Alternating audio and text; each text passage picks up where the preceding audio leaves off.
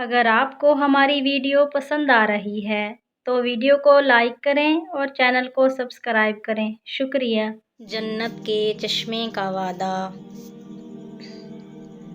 حضرت بشیر اسلمی رضی اللہ تعالیٰ عنہ فرماتے ہیں، جب مہاجرین مدینہ آئے تو ان کو یہاں کا پانی موافق نہ آیا۔ بنو غفار کے ایک آدمی کا کنواں تھا جس کا نام روما تھا۔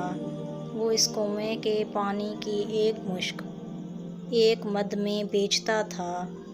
حضور صلی اللہ علیہ وآلہ وسلم نے اس کنویں والے سے فرمایا، تم میرے ہاتھ یہ کنواں بیچ دو، تمہیں اس کے بدلے میں جنت میں ایک چشمہ ملے گا۔ اس نے کہا، یا رسول اللہ، میرے اور میرے اہل و عیال کے لیے اس کے علاوہ اور کوئی آمدنی کا ذریعہ نہیں، اس لیے میں نہیں دے سکتا۔ یہ بات حضرت عثمان رضی اللہ تعالیٰ عنہ کو پہنچی تو انہوں نے وہ کنواں 35,000 درہم میں خرید لیا۔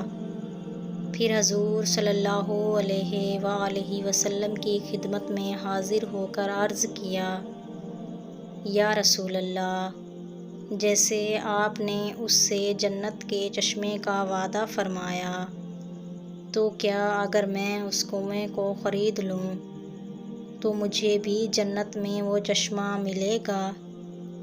حضور صلی اللہ علیہ وآلہ وسلم نے فرمایا، ہاں بالکل ملے گا۔